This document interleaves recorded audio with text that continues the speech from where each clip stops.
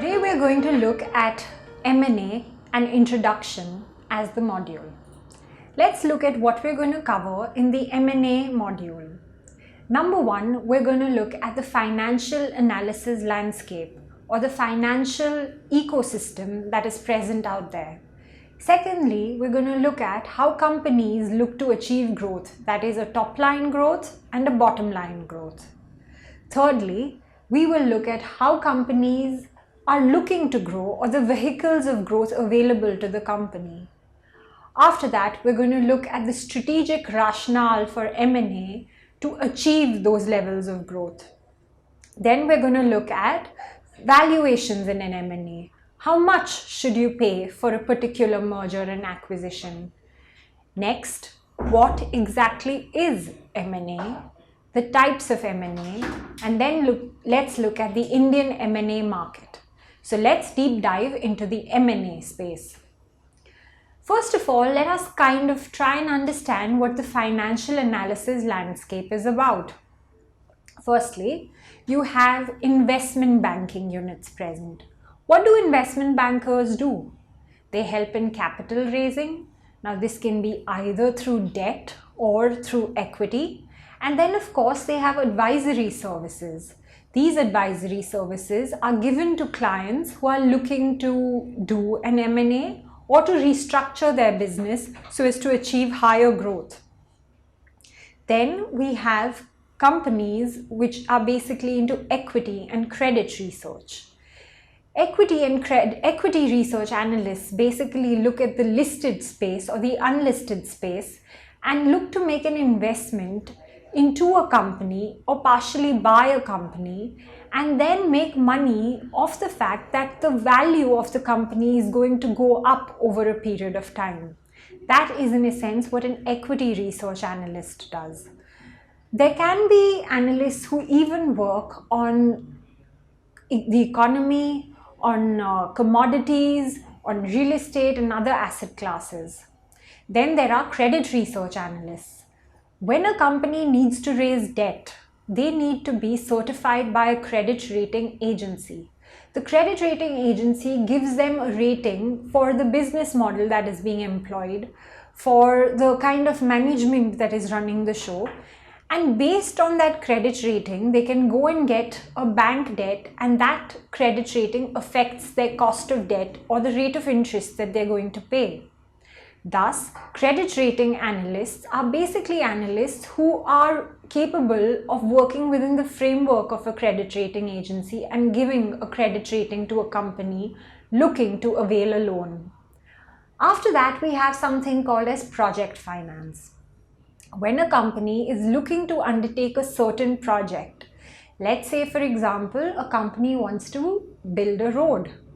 To build the road, the company requires a certain feasibility study. How many vehicles are going to ply on that road? What is going to be the cost of making that road? Will the revenues come in adequate time? What is the capital structuring needed to make that growth? What is the kind of debt or equity needed to make that road? And accordingly, that is where they employ a project finance company. The project finance company helps in project structuring, which is in a sense telling you what kind of capital structure you can use, what kind of suppliers you can use. They also, once the road is built, if you have a toll collection on the road, they help in basically monitoring the portfolio and in collections of those tolls. They help in risk analysis. So they will be able to tell you what the trajectory of the vehicles is going to be on that road, and if there is any other substitute to plying on that road. That itself gives you good enough adequate understanding of the forecasting of your future cash flows. Then they, like I said earlier, they even help you in structuring your project finance, which is taking on debt, equity or quasi-debt, quasi-equity. Lastly, we have financial consultants that are out there. Any company that works in the financial space has a certain tax implication on it. They basically help you in understanding your tax liabilities out there. Those are tax consultants. Then you have corporate financial advisory. For example, if you undertake a different project, or you're undertaking for your own current strategic business unit in the company, you need an external party to tell you if what you're doing is adequate or not. You would then employ what is called as a corporate finance advisory consultant.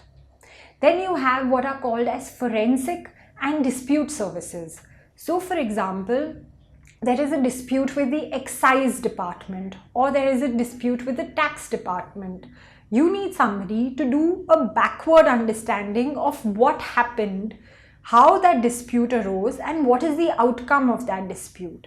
And for that reason, you would hire forensic and dispute services.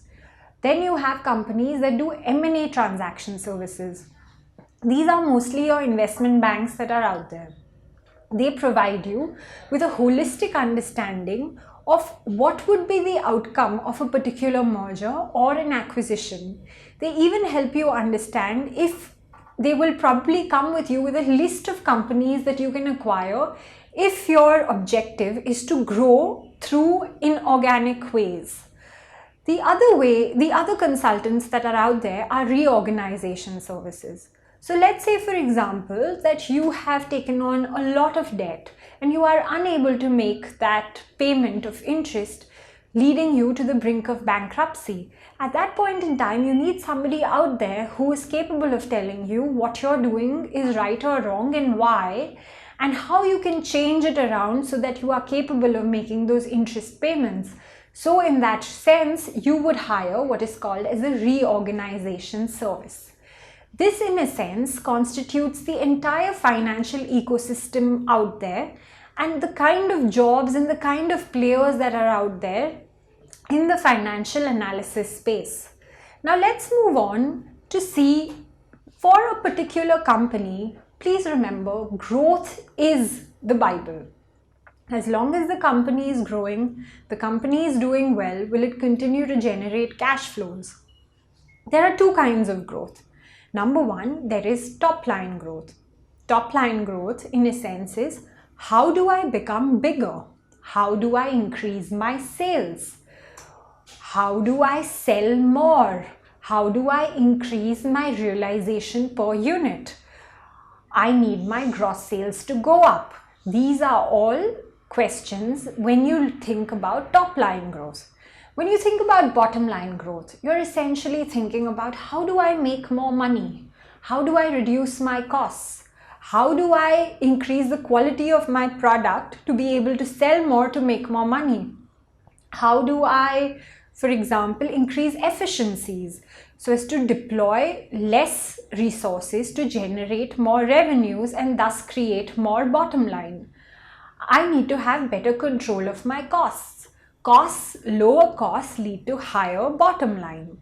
These are the two ways in which a company thinks, or the two guiding principles of a company when it thinks of growth. Now let's look at the two areas in further detail. When a company is thinking of growing its top line, let us imagine a profit and loss account of a company. At the top comes what is called as sales.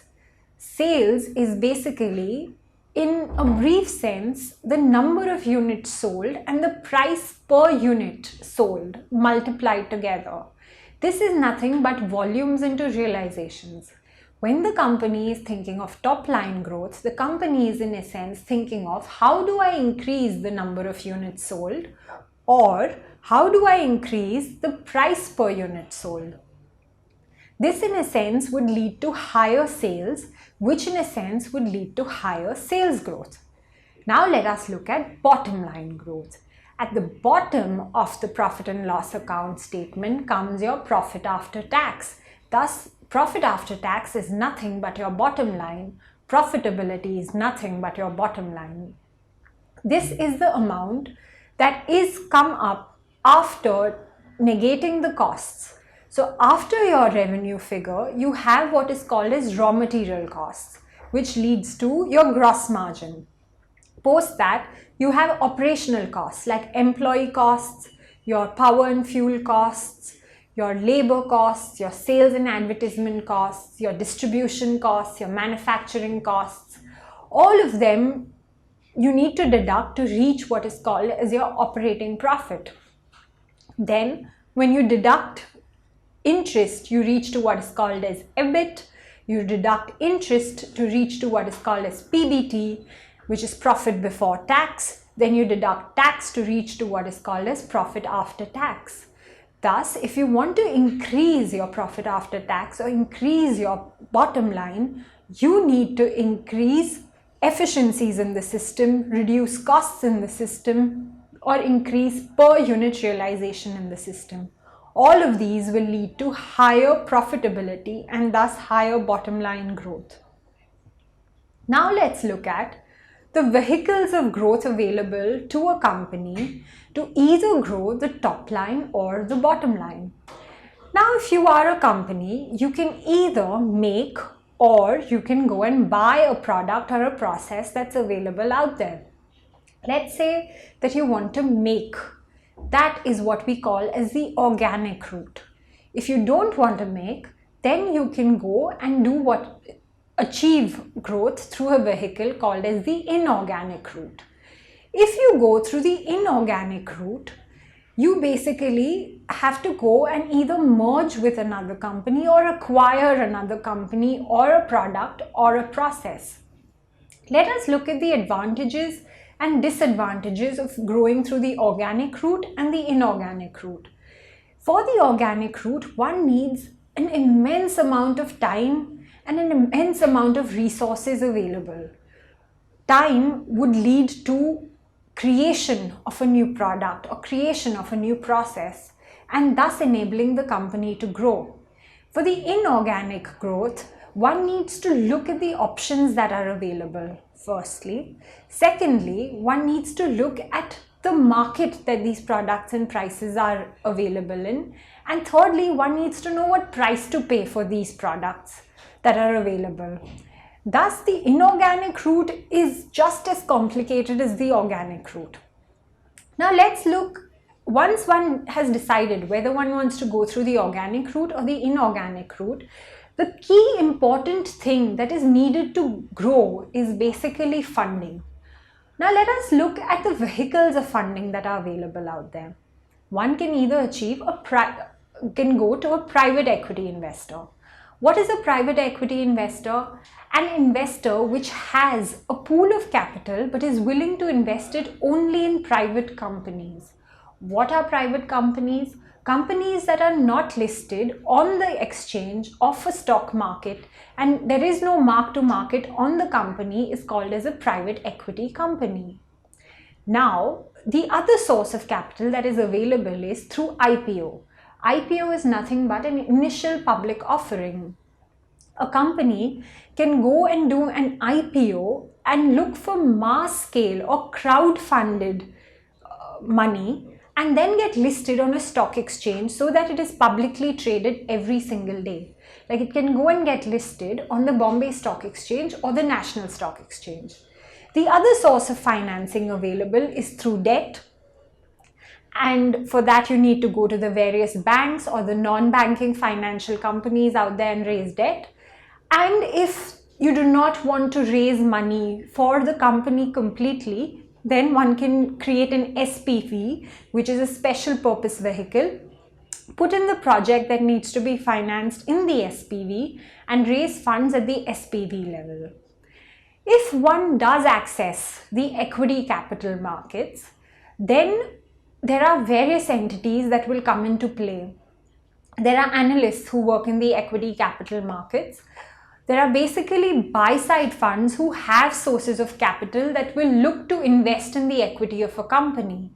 So once you are listed, buy-side funds, which involve hedge funds, mutual funds, various HNIs, wealth managers will invest in the stock of your company, buy and sell on a daily basis with that option.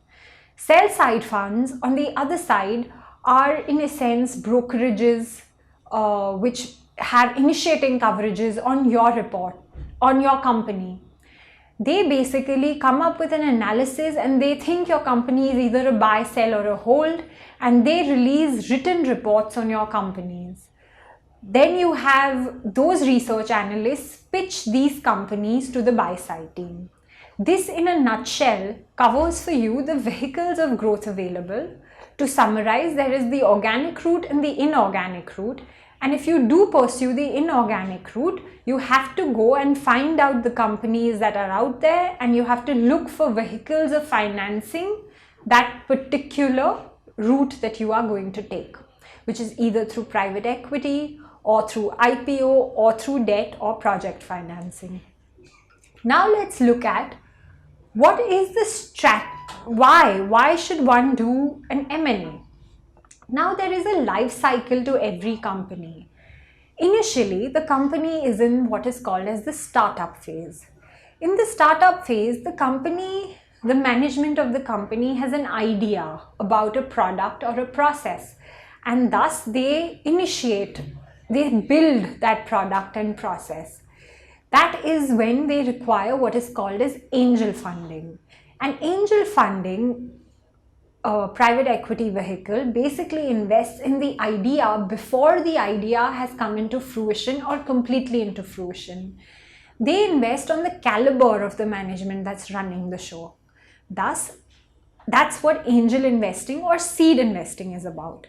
Now let's look at what venture capital is about. Once that idea is in some form and it is delivering the value that it's needed to deliver, it has some proof of concept, say in a particular region or in a particular geography, and there is some revenue model and cost model that can be seen, that is when venture capital comes in. It's like growth private equity, but in the initial stages. This is also an extremely high risk, high return model. Post that, we have what is called as growth funding. Growth funding is when the revenue model and cost model and profitability model, the entire business model of the company is well established. And when you need additional revenues to continue that trajectory of growth, that is the path when growth funding comes into being. Once the company has achieved a very sustainable rate of growth is when the company enters into what is called as the maturity cycle. Their levels of growth taper, they become more stable, they run to about 10 to 15%. In the startup phase, you could be growing at 60 to 100%. In the growth phase, you could be growing at 30 to 40%. In the maturity phase, your growth rates go down to as low as 10 to 15%. Thus, the company enters in the maturity cycles. And post that, it becomes very difficult for the company to grow. So to be able to achieve higher growth, the company has to think out of the box. It can grow through a vehicle using the inorganic route, which is using M&A or mergers and acquisitions. This is where in the transformational route that M&A plays a very important part. M&A also plays a very important part in the growth route, which is basically when the company is looking to achieve higher rates of growth, and that can be done when it's expanding its scope and its scale, and this can be done either through a merger or an acquisition. Now let's move on to why M&A and how does it create value. The crux of M&A is basically that 1 plus 1 mathematically is equal to 2. But in an M&A, 1 plus 1 should be equal to 3. What that means is that basically the sum of parts should be higher than the sum of parts. In a sense, there has to be some strategic or operational efficiencies that are ingrained in through the two bodies merging together. This could be in terms of costs, in increasing scale, in increasing scope, in increasing complexity, in giving more products to the same clients. But there has to be some strategic benefit of the two companies coming together such that 1 plus 1 is not equal to 2 but equal to 3 and leads to a higher value generation.